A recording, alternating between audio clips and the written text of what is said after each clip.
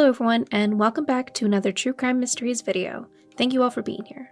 Today we're discussing 4 more unsolved missing person cases. Let's get into it. Number 1. James McLaughlin. February 27, 1998 was a cold winter day in Elyria, Ohio, a Cleveland suburb near Lake Erie, surrounded by parks and forest reserves. It was on this day that 57-year-old James McLaughlin disappeared from his Elyria home and has never been seen or heard from again. While there are few details available to the public on this case, it seems clear that James did not simply walk out of his home one day to run away or make a new life for himself elsewhere. James was not well at the time of his disappearance. He was under doctor's care for a condition that has been kept private, either due to the wishes of the police or James's family. Some speculate that he may have had cancer, but it has not been confirmed. We do know that whatever was wrong required regular prescription medication, yet he left his medication at home. James also could not have simply driven away to start a new life, because he was not able to drive at the time of his disappearance and depended on rides from others as a means of transportation. His checkbook was left behind as well, but it's unclear if he had a wallet with him or when he disappeared if his bank account had any activity when missing. This information too is being held by police. In an almost 25-year-old cold case, we can't help but wonder why so much information about this disappearance is being held back by the police. If James is alive today, he would be 82 years old. James hopes that someone out there may remember seeing James or may have information that will eventually lead to answers for his family. Number 2. Amanda K. Jones. Amanda K. Jones was just weeks away from giving birth when she disappeared in 2005. At 26 years old, she was already the mother of a young daughter and living in Hillsborough, Missouri. At 8.5 months pregnant, she was seemingly making one final attempt to convince the baby's father to be a part of his son's life. The father, Brian Westfall, was the last known person to have seen Amanda alive. Brian and Amanda met at her company's Christmas party on December 2004. Amanda was recently divorced with a 4-year-old daughter from a previous marriage.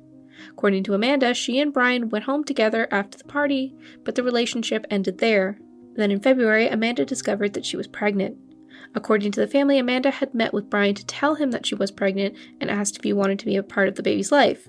He said that he did not want to be involved with the baby and offered to pay for an abortion. Amanda wanted to have the baby and did not consider this an option. Amanda arranged to meet Brian again in August, just weeks before she was due to give birth. It is not known what conversation or interaction took place between them that day because she was not seen or heard from since. Amanda's car was found parked outside the Hillsborough Civic Center, where she had met with Brian previously. A set of sonogram photos were found inside the car. Brian Westfall has not spoken to the police or media since 2005 and denied that Amanda's child was his. Though Westfall has been the prime suspect for many years, there's never been enough evidence to charge him. Then, in December 2021, just as police were apparently coming closer to charging Westfall, he suddenly died of a stroke in his home. The FBI had recently put up electronic billboards about Amanda Jones' case, offering up to a $20,000 reward. Jones was 8.5 months pregnant when she disappeared. She left behind a daughter who was 4 years old at the time, now 20. Brian Westfall was the father of Jones's unborn child, and he'd met with Jones right before she disappeared. It was a meeting to discuss the baby. This afternoon, Jones' family issued a statement saying, "The sudden death of Brian Westfall has shocked all of us beyond belief. We as a family feel cheated that Brian has died before we could find our daughter Amanda and unborn grandson Hayden." Jones' family went on to express condolences to Brian Westfall's parents, saying the Westfall family can lay their child to rest in a sacred place. Quote, "We still have not had that opportunity." Amanda's family continue to hope and search for answers. There is still a $100,000 reward for any information leading to an arrest or the discovery of Amanda's remains. Number 3. George Norman Hayes. In 2019, the Toronto Cold Case Unit began dusting off unsolved cold cases from the 70s and 80s, re-examining them and putting out appeals to the public for more information. Among the strangest and perhaps most frustrating of these cases is the disappearance of George Norman Hayes. In November 1978, George Norman Hayes was 22 years old when he left his parents' home for a doctor's appointment and was never seen or heard from again. He never arrived at his doctor's appointment, and he was reported missing by his parents the next day. The case had sat cold for decades. No one knew what happened to the young man. When the case was reopened in 2019, it was discovered that there were likely answers available to detectives at the time of George's disappearance. Reports of a man's body that was found later in March of 1979, just a few months after George's disappearance, in Lake Ontario, near the mouth of the Oswego River. According to the records, this John Doe had a tattoo of a devil holding a pitchfork with Mandarin written underneath it. Hayes' sister Dolores knew that the tattoo belonged to her brother. The mystery might have easily ended there, allowing George's family to formally identify him and properly put him to rest. Hayes' body may have also provided clues as to whether his death was an accident or suicide, or may have involved foul play. And while it seemed as though the Toronto police were helpful and invested in the case, the body was technically found on the American side of Lake Ontario. Bizarrely, New York authorities seemed baffled as to where the body ended up, suggesting that it may have been buried in an unmarked grave in a nearby cemetery. They also no longer had the photos that had supposedly been taken of George's telltale tattoo, claiming they had been lost in a recent flooding. To this day, it is unclear how this John Doe had been missed when Toronto detectives were looking for George. It seems like the bureaucratic red tape was the only thing in between solving George's cold case.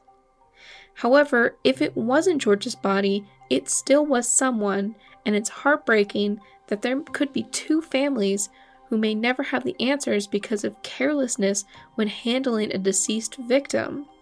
New York law enforcement has no idea where the John Doe was ultimately buried. George's parents have passed now, but his siblings and other family members continue to search for answers.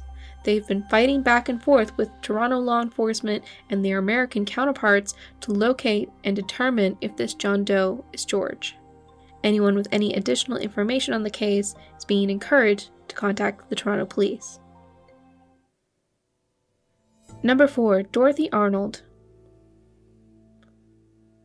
For our last case, we have the oldest unsolved missing persons case on the Charlie Project. The Charlie Project is one of the largest public cold case websites that catalogs unsolved and missing person cases. It was founded in 2001 by the Doe Network founder, Jennifer Mara. It has been run since then as a public catalog and a resource I often use when doing research for cases. I would love if you guys showed them some love and gave them a follow on Twitter. I think it would be really cool if we just en masse gave them a huge boost of support. Anyways, on to the case. The oldest missing persons cold case takes place in 1910. On December 12, 1910, 25-year-old socialite and heiress Dorothy Arnold disappeared while she'd been out running errands. She had told her mother she was going to go buy a new evening gown. Her mother offered to accompany her, but Dorothy declined. She left around 11 a.m. and was due to return for dinner. She was last seen at 1:45 p.m. by a shop clerk at Park and Tilford's candy store. He said that she bought some candy and seemed in high spirits. She bought a book at Brentano's, and it was there that she bumped into a friend, and the two chatted for a few minutes. She told her friend that she was going to go walk through Central Park and meet her mother for lunch at the Waldorf Astoria Hotel. Both the clerk at the bookstore and her friend reported she seemed fine and nothing out of the ordinary stood out. Her parents believe that she may have been carrying $25 to $30. In today's value, that would be around $700 to $900. This wasn't a normal amount of money, but it would have been if she was to purchase an evening gown that day. Dorothy was well educated, she spoke several languages, and hoped to become a writer. Her father was a renowned luxury importer, bringing in some of the finest European wares to the New York elite. Her uncle was a Supreme Court Justice, Rufus F. Peckham. At 25, the unmarried Dorothy still lived at home with her parents. There had apparently been some issues regarding Dorothy's living situation.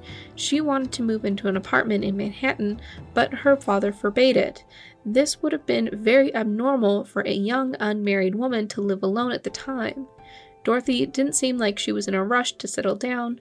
She was last seen at the bookstore, and from there she seems to have vanished. It also didn't appear that she had visited anywhere that would have sold or made dresses that day. She missed dinner that night, which was out of character for Dorothy, and although her parents were worried, they didn't do anything yet. By the next evening, they were more concerned and hired private investigators to track down their daughter. They didn't want to go to the police as they didn't want to cause any sort of scandal. They didn't know why or what happened with Dorothy, and while they were concerned, it didn't seem as though they felt that anything bad had happened.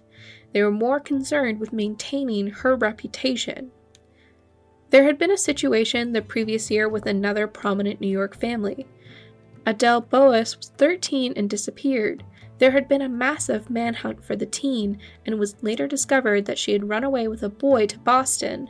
She was later found and returned home, and the family had been scandalized and shamed in the newspapers. Perhaps because Dorothy had wanted to live on her own and live more independently, her parents assumed that may have been what happened in this situation. Her bedroom didn't show any signs of a young woman about to run away. All her personal belongings were there still. The PI looked in jails, hospitals, and morgues across New York City, Philadelphia, and Boston. When the first PI came up empty-handed, they hired another one. This team of detectives interviewed her friends, and they went as far as checking hundreds of marriage licenses in Europe, as there was a theory that she'd run off to elope. 5 weeks of searching had led to no sign of Dorothy, and eventually her parents contacted the New York City Police Department. They held a press conference, and her father offered a $1,000 reward, around $30,000 in today's value. It was later discovered that Arnold had met a man while she was in college in Pennsylvania. The two had been secretly seeing each other, and when her family found out about it, they forbade Dorothy from seeing him again, as they didn't feel he was a suitable husband.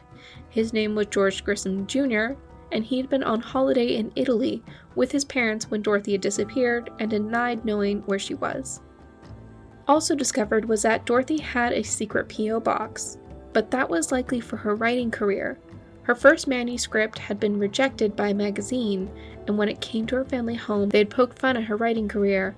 After that, it appeared that she got a P.O. box to have correspondence delivered relating to her writing submissions. Dorothy's disappearance became international news. Her pictures were in newspapers all over the US and Europe. The reward money had sent more than one on a mission to find the young woman.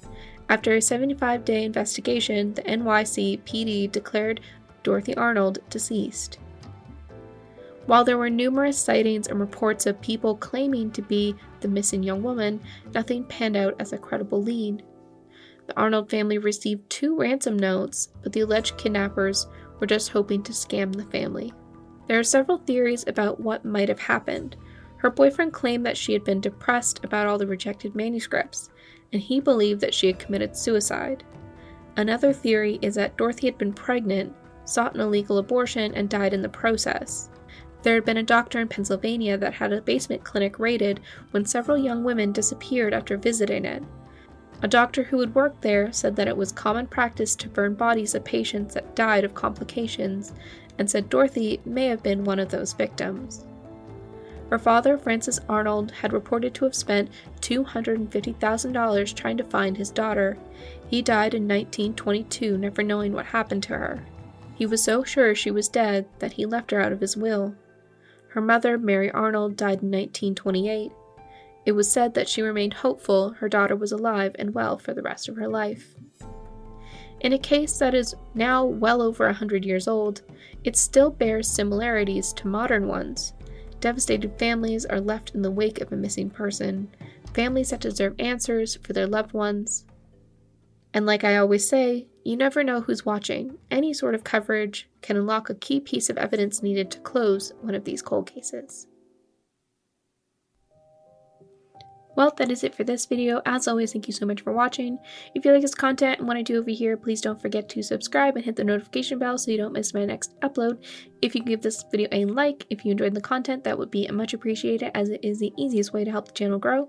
We also have channel membership or Patreon if you want to get more behind the scenes content and exclusive content, or just to support the channel. In the description box of this video, you will also find links to all my socials to connect with me, as well as other goodies.